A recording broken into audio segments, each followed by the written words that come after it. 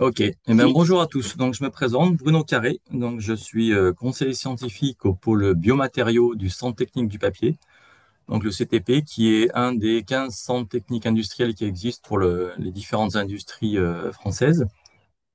Donc, on est celui de la pâte, du papier et du carton. Donc, on est environ 120 personnes, localisées essentiellement à Grenoble, pour un chiffre d'affaires d'environ 10 millions d'euros. Donc, l'industrie papetière en France des pâtes et papiers, c'est 7 millions de tonnes de papier et carton fabriqués tous les ans. C'est 1,5 million de tonnes de pâte à papier.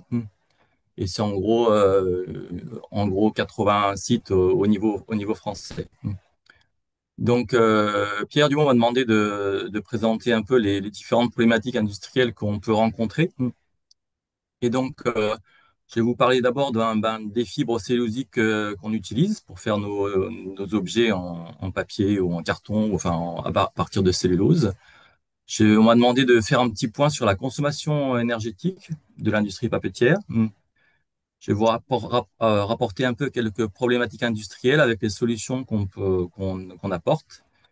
Et puis je ferai enfin un focus sur une opération clé qu'on a lors de la fabrication du papier qui s'appelle le raffinage. Et donc, on est en train de travailler sur une technique de raffinage alternative qu'on appelle le raffinage par compression. Donc, je vais vous expliquer un peu ça.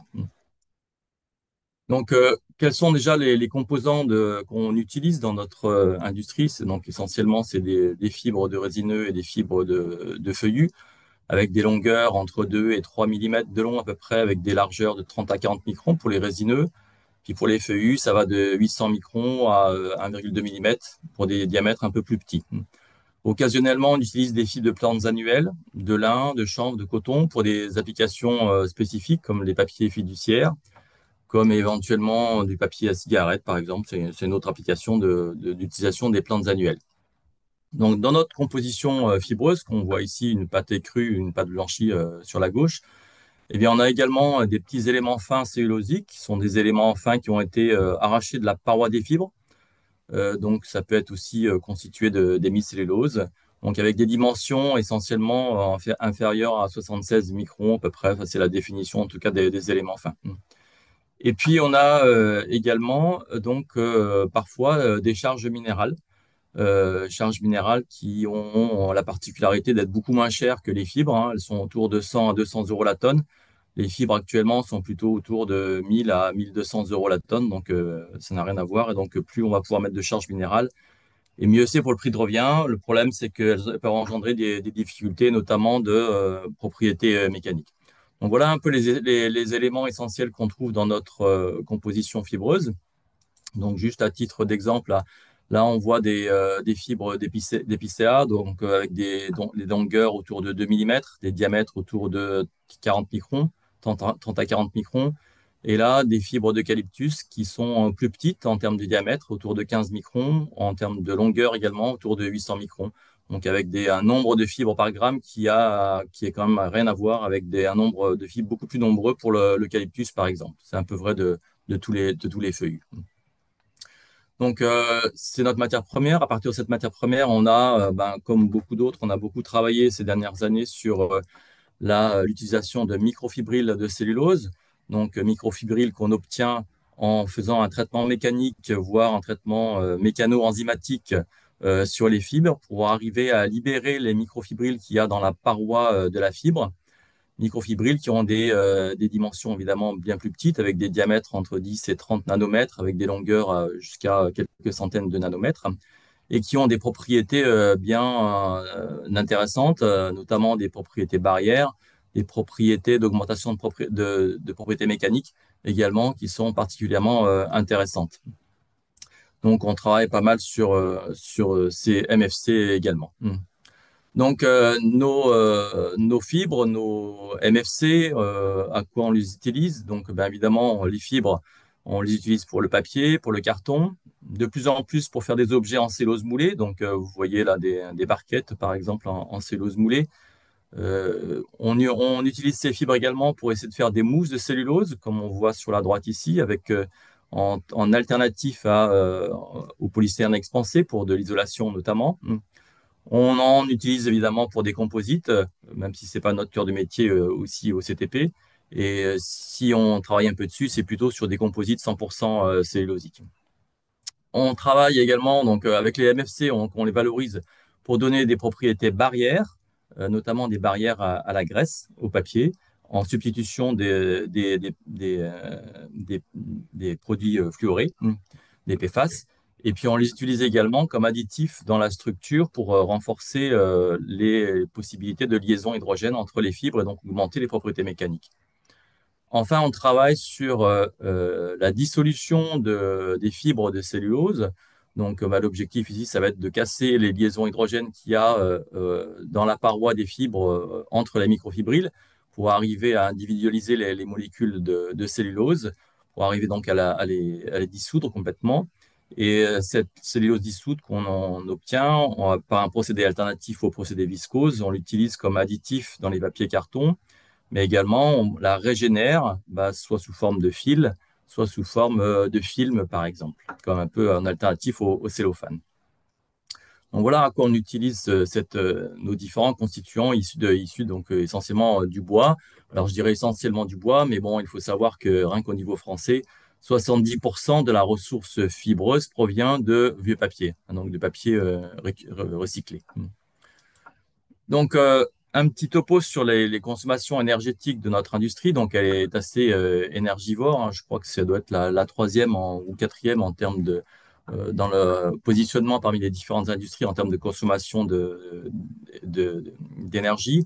Donc, cette consommation d'énergie ben, varie beaucoup en fonction du type de papier qu'on va fabriquer. Donc là, vous le voyez, entre un emballage et puis un papier craft, par exemple, on a ou un papier spécial, on a des consommations énergétiques qui sont très différentes. Alors, on a la consommation d'énergie électrique qu'on- dont une petite partie est peut-être autoproduite par cogénération. Et puis, on a ben, énormément besoin de chaleur hein, pour faire de la vapeur qui va permettre d'évacuer l'eau qu'il y a dans la feuille de papier humide, donc dans ce qu'on appelle la sécherie. Et donc, vous avez ici les ordres de grandeur donc des consommations à la fois électriques et thermiques. Donc, vous voyez que la consommation thermique est très, très importante. Donc, il faut savoir quand même qu'il y a 60% de la vapeur, donc de l'énergie thermique, qui provient de la combustion des sous-produits du bois, des liqueurs noires, des bois, des écorces, notamment pour la fabrication de pâtes, mais également des boues, éventuellement de recyclage pour les papiers recyclés. Donc, un petit topo sur l'utilisation, notamment de l'énergie électrique. Donc, il y en a une petite partie qui est utilisée pour la remise en pâte, la remise en suspension des fibres. Donc, vous voyez un peu le détail ici. Au niveau du recyclage, on a essentiellement de l'énergie qui est dissipée lors du classage des contaminants par des classeurs à fente, à trous, lors du cyclonnage également lors de l'élimination de l'encre par flottation. Un gros poste dans notre industrie, c'est le poste de raffinage, donc qui va définir le type de papier qu'on va fabriquer. Donc, un papier qui n'est pas raffiné, bah, c'est un papier de type buvard, par exemple, ou qui va pomper beaucoup d'eau avec une résistance mécanique relativement faible. Et donc, la seule différence par rapport à un papier calque, par exemple, eh ben, c'est le niveau de raffinage, d'énergie qu'on va dissiper au raffinage, qui va assouplir les fibres et permettre de développer beaucoup plus de liaisons et le rendre un peu plus transparent, on va dire. Sinon, en termes de consommation d'énergie électrique, ben, l'autre gros poste, évidemment, c'est la machine à papier. Une grande partie de l'énergie est utilisée pour entraîner les différents rouleaux, hein. Il peut y avoir plus d'une centaine de rouleaux sur la machine à papier, aussi bien sur la formation de la feuille qu'au niveau de la sécherie. Et puis enfin, donc, il y a également du vide pour essayer d'aspirer l'eau lors de la formation de la feuille et de la ventilation dans la sécherie. Donc, au niveau énergétique, les leviers sur lesquels on essaie de jouer actuellement dans l'industrie, bon, évidemment, on essaie de décarboner la production de chaleur. Elle est essentiellement obtenue aujourd'hui par du gaz. Enfin, une grande partie provient du gaz, mais on a quand même beaucoup développé ces dernières années les chaudières biomasse ou bien de combustibles secondaires de récupération, les CSR. On essaie de valoriser au maximum donc, les coproduits issus du bois, donc les liqueurs noires, les tallolls dans les usines de pâtes. Et puis maintenant, on commence à entendre parler d'usines qui sont 100% électriques. Il y a une usine au Portugal notamment qui vient de démarrer. Il y en a une en France également qui est 100% électrique, c'est-à-dire que la chaleur est obtenue par chaudière électrique. J'en ai même entendu parler il n'y a pas longtemps de chaudières, enfin de réacteurs nucléaires pour générer sur site industriel pour générer toute l'énergie dont on a besoin. Donc, on essaye d'optimiser l'efficacité thermique également, évidemment en récupérant toutes les calories qu'on peut trouver dans les buées au-dessus des sécheries, dans les eaux qui sont issues de la station d'épuration. On essaye de réduire la chaleur qui est dissipée au niveau du séchage en essayant de préchauffer la feuille avant le pressage, par exemple. On essaye d'avoir beaucoup plus de contrôle sur la variabilité les vitesses de rotation des moteurs. On essaie de travailler sur le raffinage pour avoir une haute efficacité énergétique, aussi bien lors du raffinage proprement dit que de ses conséquences qu'il va y avoir sur l'évacuation de l'eau lors de la fabrication du papier. On travaille sur les pompes à chaleur également. Et puis, donc, il y a des technologies de rupture qui ont été identifiées notamment récemment par l'ADEME.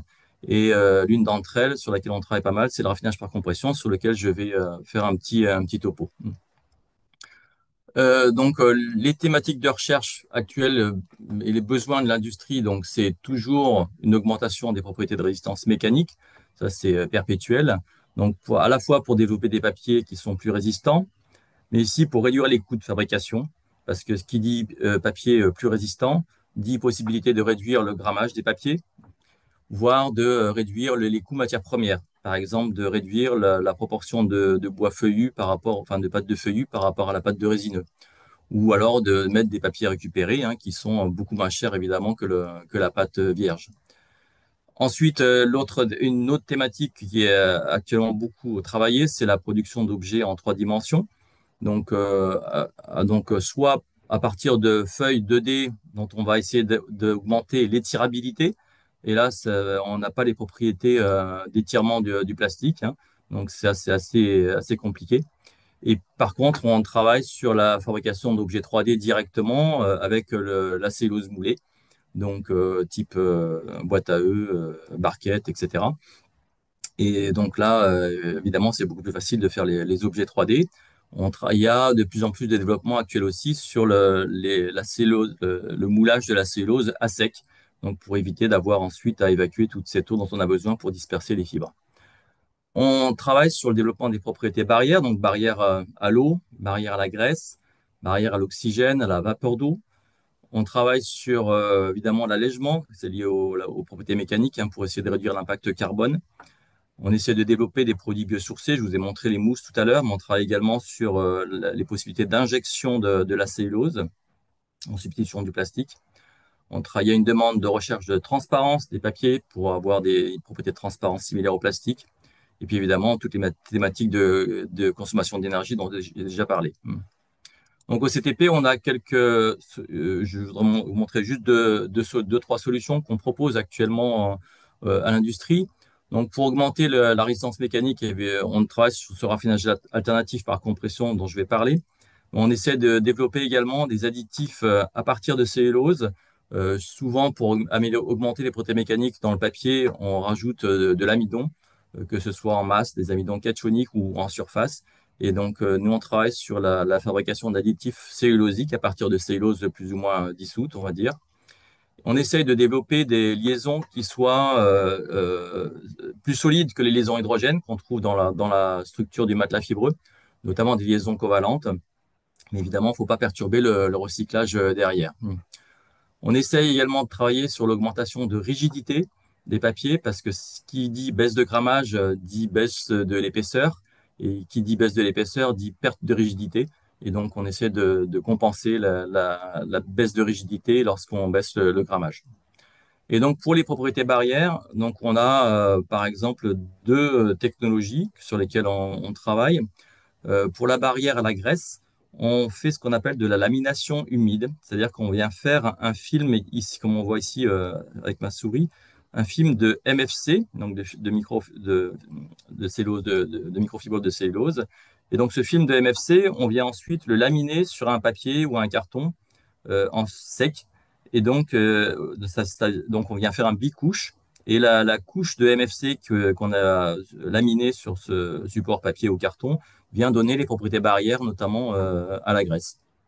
Pour ce qui est de la barrière à l'eau, on a développé un procédé avec le CERMAV à Grenoble, qui s'appelle la chromatogénie, donc qui consiste à greffer des chlorures d'acide gras avec des chaînes en C18 sur la surface des fibres, et on arrive à faire ça en phase vapeur. Et donc, on arrive de cette façon-là à avoir un papier qui est complètement déperlant, comme vous pouvez le voir ici sur les deux petites photos qu'on voit en bas. Donc ça, c'est deux exemples sur lesquels on travaille pour développer les propriétés barrières. Maintenant, si j'en viens ensuite au raffinage, le raffinage, donc c'est pour augmenter les propriétés mécaniques, hein. Le raffinage conventionnel, donc ça consiste à faire passer la pâte à papier, en gros à 40 grammes litre, 50 grammes litre, entre un rotor et un stator qu'on voit ici là, avec un gap qui fait autour de 200 microns, quelque chose comme ça. Et donc dans ce gap qui est là, on vient générer des forces de compression, des forces de cisaillement, qui vont avoir la propriété d'assouplir les fibres et ainsi d'augmenter la surface de liaison lorsqu'elles seront en contact dans le matelas fibreux, et donc de pouvoir créer plus de liaisons hydrogène.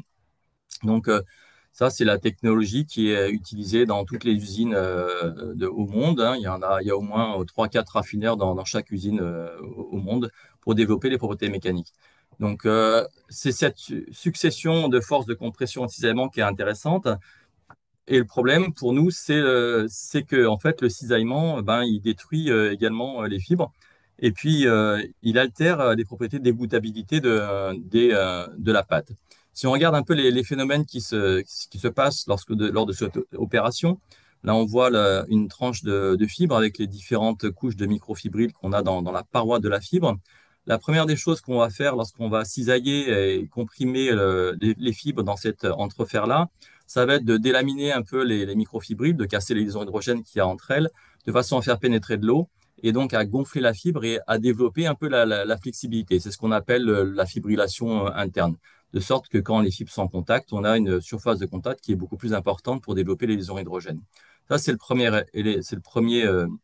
mécanisme. Le deuxième mécanisme, c'est que dans cet entrefer qui est là, eh bien, on vient allonger les fibres qui ont pu être coudées ou courbées lors du séchage dans l'usine de pâte lorsqu'on a fabriqué la pâte à papier.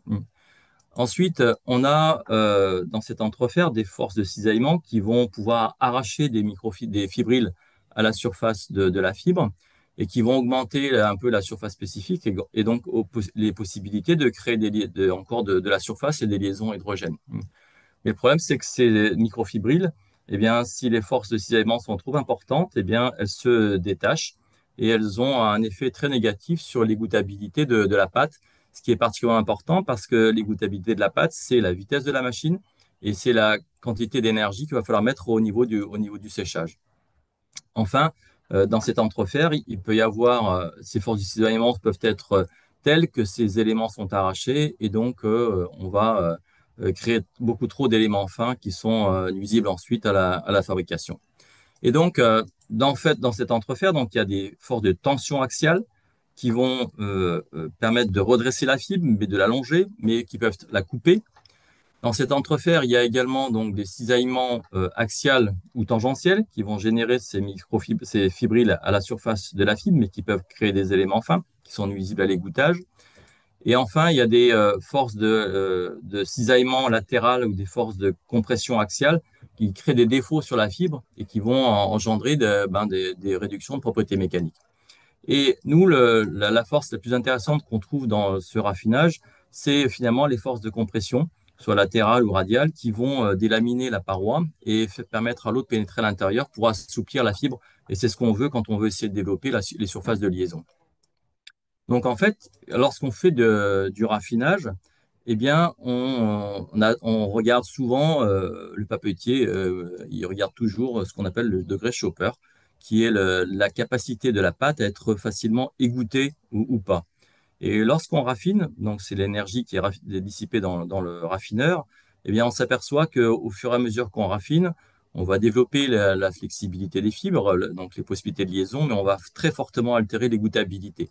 Et donc ça, c'est quand même extrêmement nuisible à la quantité d'énergie qu'il va falloir ensuite mettre pour évacuer l'eau.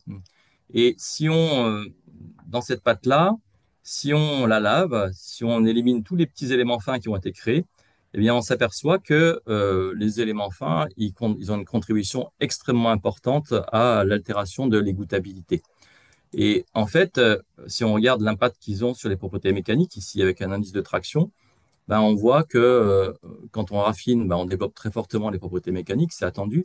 Mais si on élimine les éléments fins, ben, on voit qu'on n'est pas si loin de la pâte entière. Donc leur contribution au développement de la résistance mécanique est finalement pas si élevée que ça.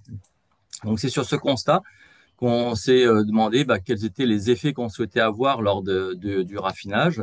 Et donc, ben, on a vraiment essayé de trouver des solutions pour favoriser les forces de compression mécanique et éviter les forces de cisaillement qui sont nuisibles notamment à l'égoutabilité de la pâte.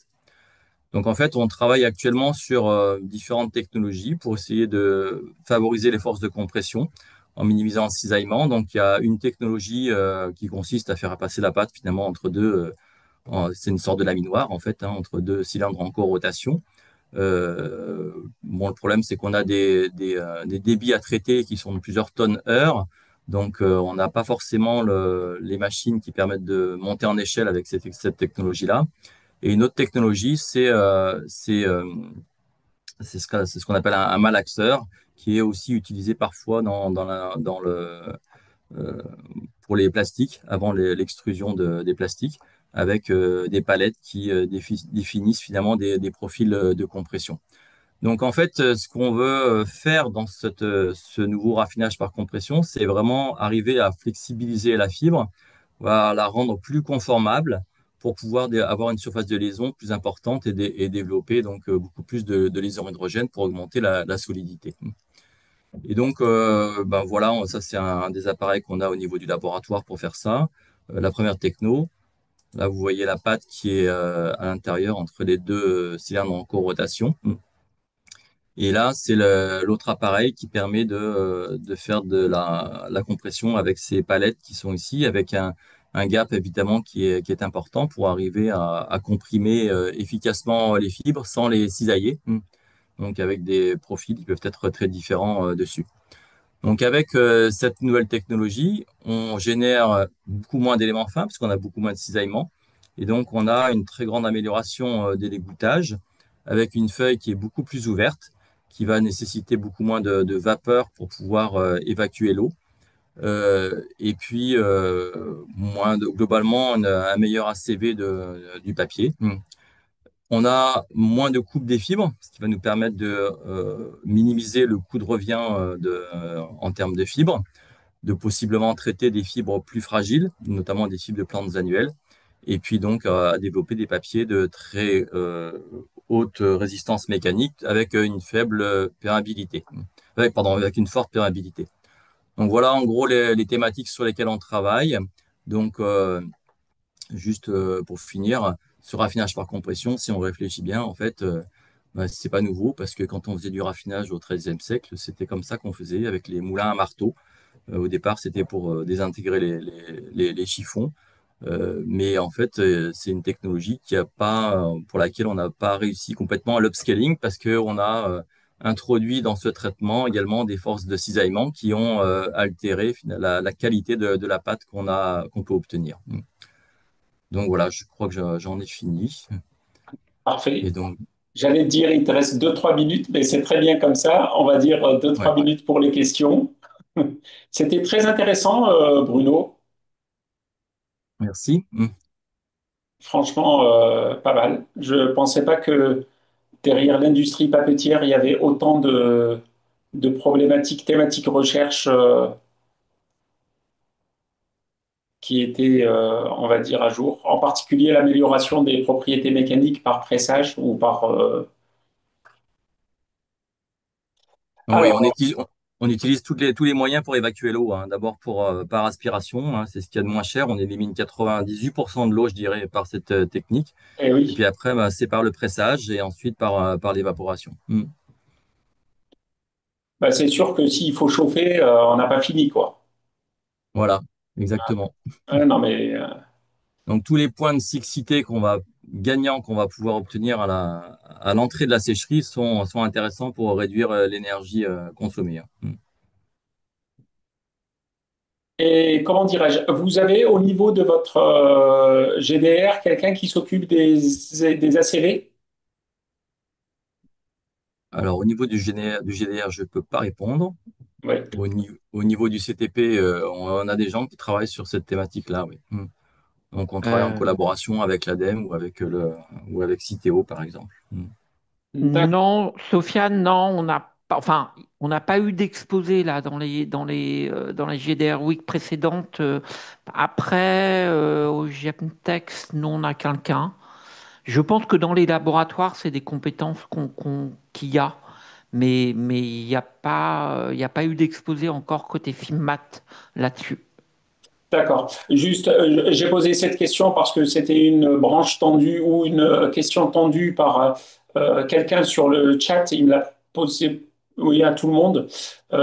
Au GDR Bois, il y a Anne Ventura, mais elle est aussi au GDR Matériaux biosourcés. C'est quelqu'un de Gustave Eiffel. Et puis, on a un francophone qui est assez leader dans le domaine à l'échelle internationale sur comment dirais-je, sur tout ce qui est ACV, les biosourcés, c'est Guillaume Habert, qui a ETH Zurich et qui a une Et, bonne compétence sur les ACV dynamiques. Et d'ailleurs, il y a une question pour toi, Bruno, sur Oui.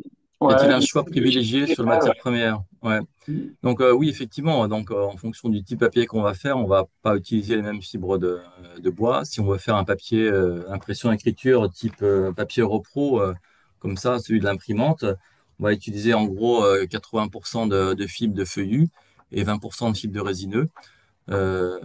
Parce que le feuillu permet d'avoir une meilleure formation de feuilles, donc permet d'avoir un épaire de meilleure qualité, on va dire. Le résineux, avec ses fibres longues, lui apporte de la résistance à la déchirure. Donc voilà un exemple pour un papier repro. Si on veut faire un papier type papier absorbant, papier tissu par exemple, eh bien on va favoriser la douceur du papier. Et donc en plus des propriétés mécaniques, et la douceur elle est obtenue beaucoup par l'utilisation de fibres d'eucalyptus par exemple. Donc, donc en fonction effectivement du type de propriété qu'on va rechercher, on va utiliser tel ou tel type de fibre. Donc ce qui nous intéresse comme pas mal, c'est les fibres de longues Le parce que feuillu c'est le vrai plus que utilisé, c'est quoi? C'est l'épicéa, alors c'est alors le feuillu le plus utilisé c'est l'eucalyptus. Il l'eucalyptus? provient essentiellement soit du Brésil, soit du sud de l'Europe, en Portugal ou en Espagne par exemple. D'accord. Après Et le résineux le plus utilisé, c'est du coup alors c'est l'épicéa. l'épicéa, oui. D'accord. Ouais. Donc on a beaucoup d'épicéas qui viennent aussi de Scandinavie, du nord du Canada. Et puis en France, on a des mélanges de différents types de résineux. On a aussi des mélanges de différents types de feuillus également. D'accord. Du coup, Sofiane, je vais mettre dans le chat les coordonnées d'un collègue là parce que à l'ancêtre sur les problématiques d'ACV, sur le recyclage textile et ou sur le procédé textile, il y a des gens qui touchent pas mal, ouais.